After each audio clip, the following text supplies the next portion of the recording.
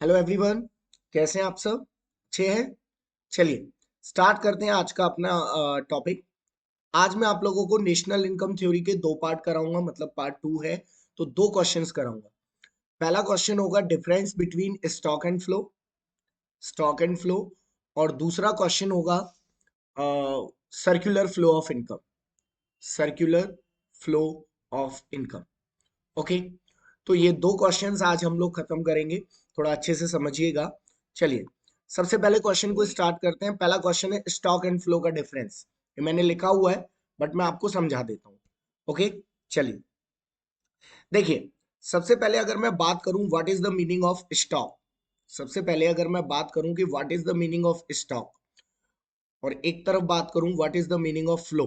तो स्टॉक क्या होता है? स्टॉक वो क्वांटिटी होती है, ऐसी कोई भी क्वांटिटी जिसको मैं मेजर कर रहा हूं, जिसको मैं मेजर कर रहा हूं at a point of time, at a point of time.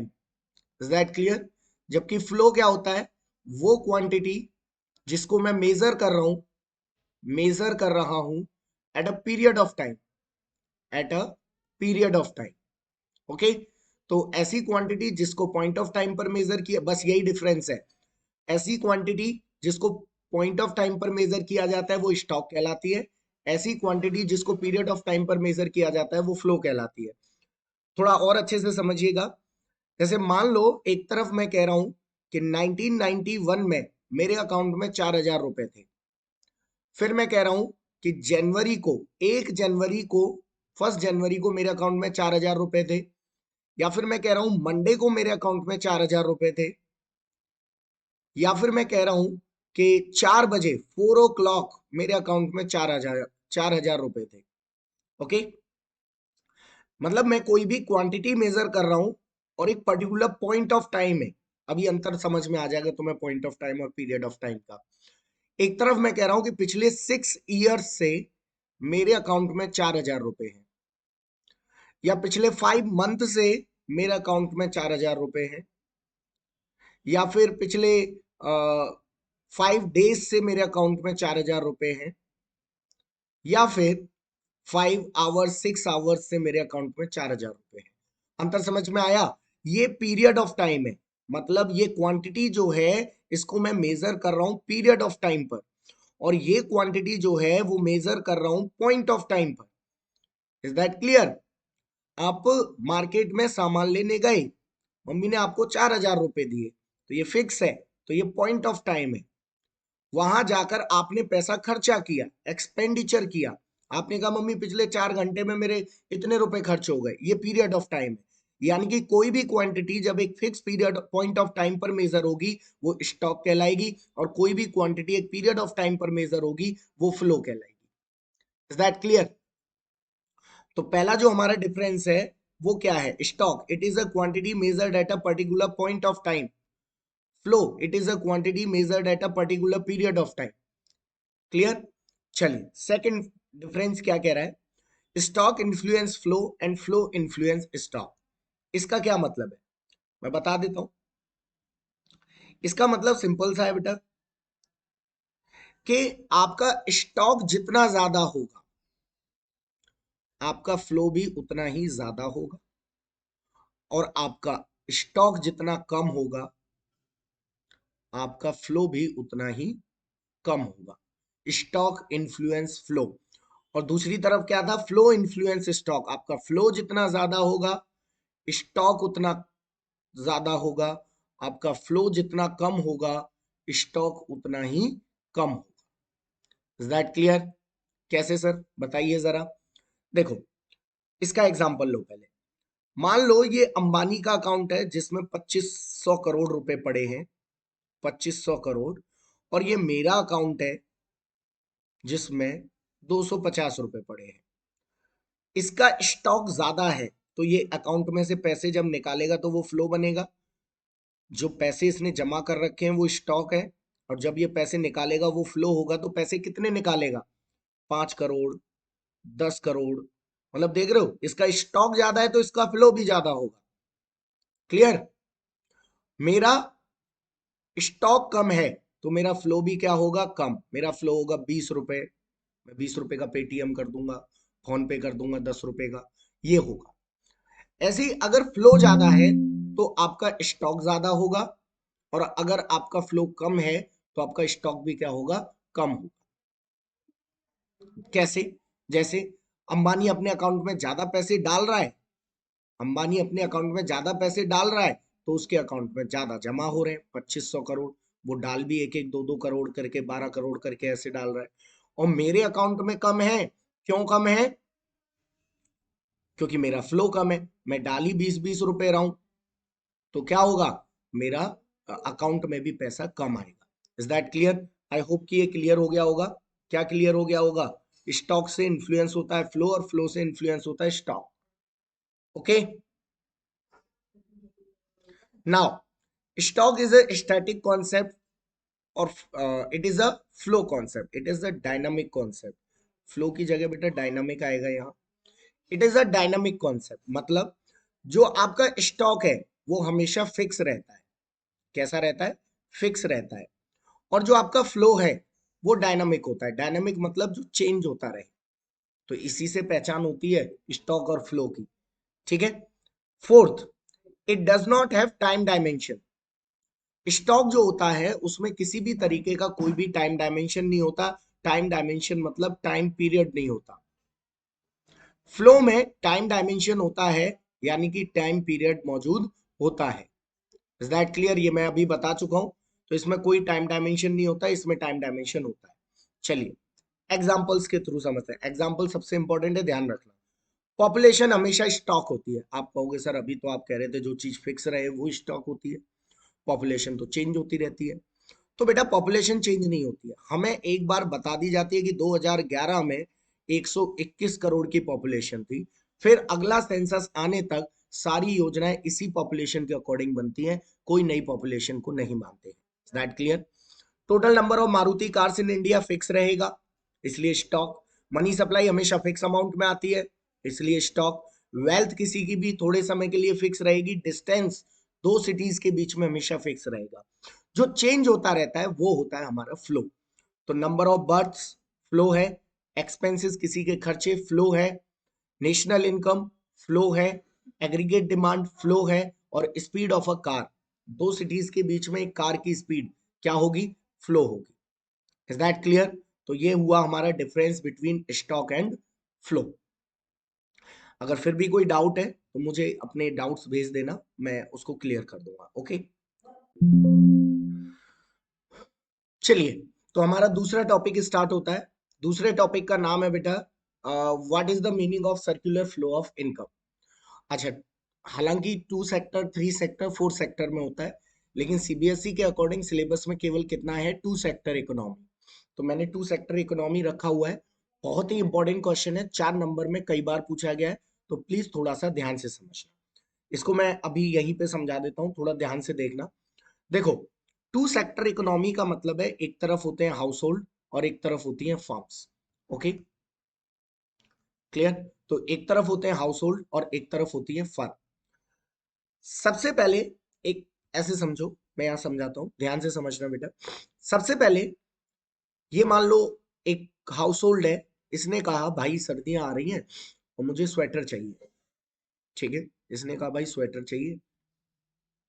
तो इसने एक सामने वाले से बोला, सामने वाले ने बोला ठीक है भाई मैं तुझे स्वेटर बना के दे दूंगा। ये कौन है? ये प्रोड्यूसर है। इसने कहा ठीक है भाई मैं तुझे क्या बना के दे दूंगा, स्वेटर बना के दे दूंगा।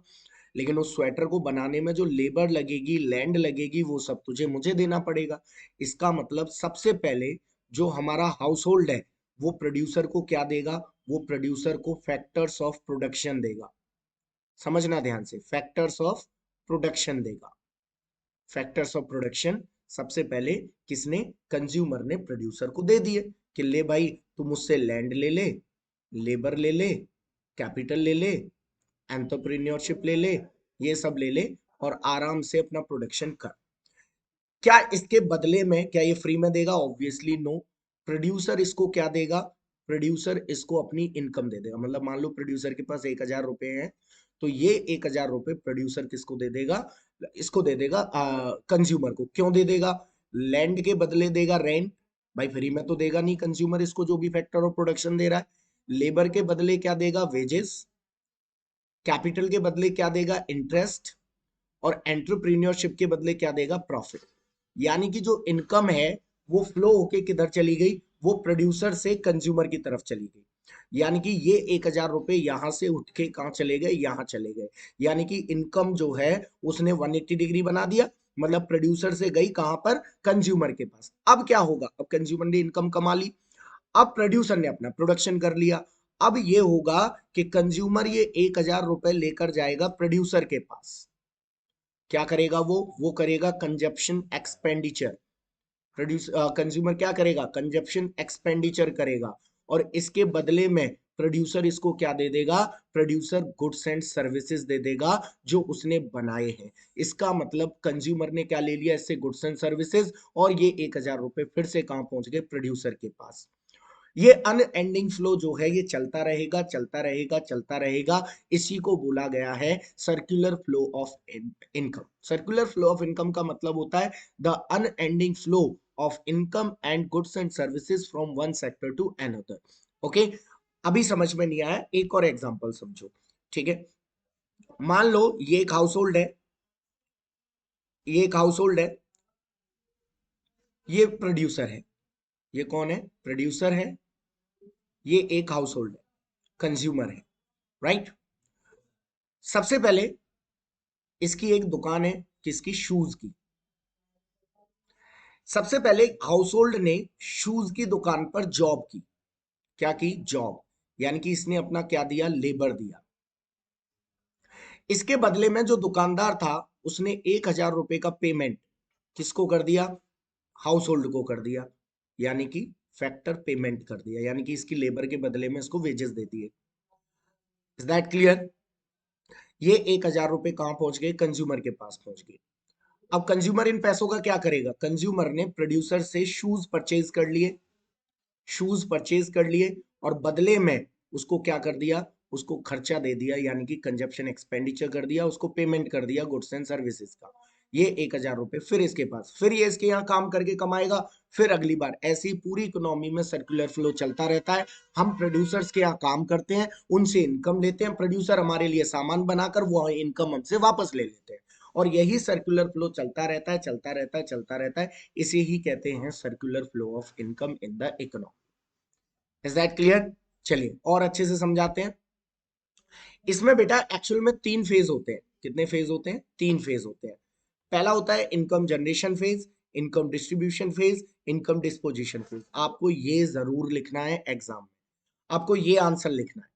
ये जो मैंने सामने आपको पीडीएफ दे रखी है, पूरे 4 नंबर मिल जाएंगे। सबसे पहले डेफिनेशन क्या होती है, तो it refers to the cycle of generation of income in the process. In other words we can say that it is the unending flow of goods and services from one sector to another. Goods and services and income from one sector to another, उसको हम कहते हैं circular flow of income. एक और तरीके से मैंने बोला ना, ये फेजेस जरूर लिखने हैं, तो सर्कुलर फ्लो ऑफ इनकम में आपको ये फेज भी जरूर बनाने हैं।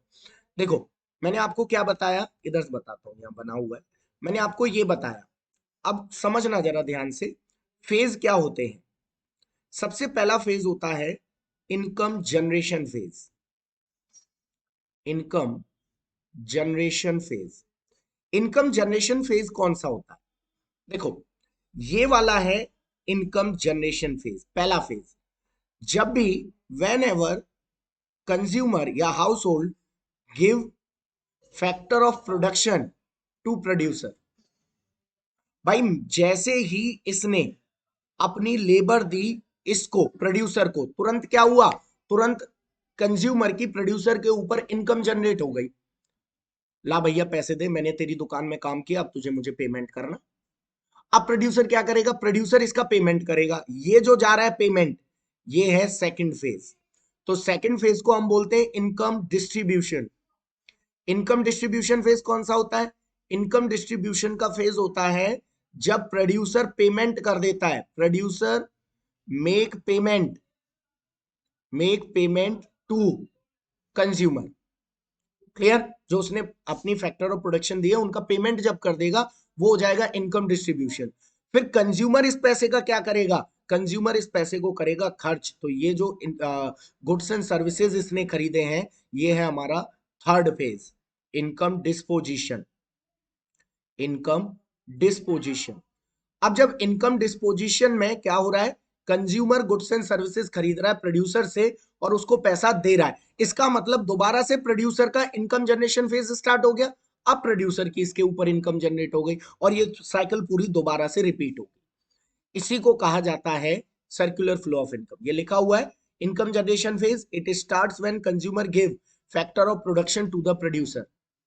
Income distribution phase, it starts when producer make payment of goods and services to the consumer. Income disposition phase, it starts when consumer buy goods and services from the producer, और जैसे ही वो payment करने जाता है तो producer का दोबारा से इनकम जनरेशन हो जाता है। Is that clear?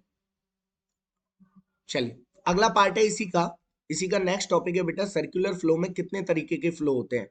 तो सर्कुलर फ्लो में दो तरीके के फ्लो होते हैं, एक होता है रियल फ्लो और एक होता है मनी फ्लो। बताता हूं, अभी मैंने एक एग्जांपल लिया था, दोबारा समझ लो। ये है हमारा कंज्यूमर, ये है हमारा प्रोड्यूसर, ये है हमारा कंज्यूमर, ये है हमारा प्रोड्यूसर। सबसे पहले कंज्यूमर ने फैक्टर ऑफ प्रोडक्शन दिए, इसको कहेंगे रियल फ्लो। जब एक सेक्टर से दूसरे सेक्टर में गुड्स एंड सर्विसेज जाते हैं उसको कहते हैं रियल फ्लो। इसके बदले में प्रोड्यूसर ने इसको पेमेंट कर दिया, फैक्टर पेमेंट। अब पेमेंट में तो पैसा इन्वॉल्व होता है, इसलिए इसको कहेंगे मनी फ्लो। फिर कंज्यूमर के पास पैसा आ गया, भाई प्रोड्यूसर ने अपना पैसा कंज्यूमर को दे दिया, कंज्यूमर के पास पैसा आ गया। अब कंज्यूमर क्या करेगा, प्रोड्यूसर से गुड्स एंड सर्विसेज लेगा, ला भाई मुझे सामान दे दे जो तूने बनाया है। इसको कहेंगे रियल फ्लो, क्योंकि ये क्या है, सामान है। और इसका जब ये पेमेंट करेगा, कंजप्शन एक्सपेंडिचर, इसको कहेंगे मनी फ्लो। यानी कि रियल फ्लो दो होते हैं और मनी फ्लो दो होते हैं पूरे सर्कुलर फ्लो में। पहला रियल फ्लो होगा जब कंज्यूमर फैक्टर ऑफ प्रोडक्शन देगा प्रोड्यूसर को, फैक्टर ऑफ प्रोडक्शन, ये रियल फ्लो। इसके बदले में जब वो पेमेंट देगा प्रोड्यूसर कंज्यूमर को, ये मनी फ्लो। जब कंज्यूमर गुड्स एंड सर्विसेज लेगा प्रोड्यूसर से, ये रियल फ्लो। और इसके बदले में जब पेमेंट करेगा तो ये मनी फ्लो। तो ये आपका रियल फ्लो और मनी फ्लो। ठीक है, रियल फ्लो दो तरीके का होता है। पहला होता है consumer to producer, factors of production देने का, लिख देता हूं मैं, फैक्टर्स ऑफ प्रोडक्शन देने का। ओके, फिर होता है प्रोड्यूसर से कंज्यूमर, जो ये गुड्स एंड सर्विसेज देता है इसको। क्लियर, ये भी लिख देना साथ में। मनी फ्लो पहला होता है प्रोड्यूसर से कंज्यूमर, जब प्रोड्यूसर कंज्यूमर से लिए गए फैक्टर्स ऑफ प्रोडक्शन का पेमेंट करता है तो उसको लिख देते हैं फैक्टर पेमेंट। राइट। फिर होता है यहां पे बेटा, ये मेरा थोड़ा वीडियो आ रहा होगा, ये मैं अभी तुम्हें बोल के बता दूंगा तो उसको लिख लेना है ना। फिर दूसरा होता है कंज्यूमर टू प्रोड्यूसर, जब वो कंजप्शन एक्सपेंडिचर करके उसको पेमेंट कर देता है। राइट, ये मैं बता देता हूँ ये क्या लिखा हुआ है, यहाँ पे मेरी वीडियो आ रही होगी इस जगह पे, तो ये लिख लेना, मैं बोल देता हूँ। रियल फ्लो में लिखा हुआ है, it refers to the flow of factor service from household to firm and the corresponding flow of goods and services from firm to household. Factor services household to firm, और फिर goods and services house firm to household. ठीक है, ऐसे ये है। तो दोनों आपके हो गए।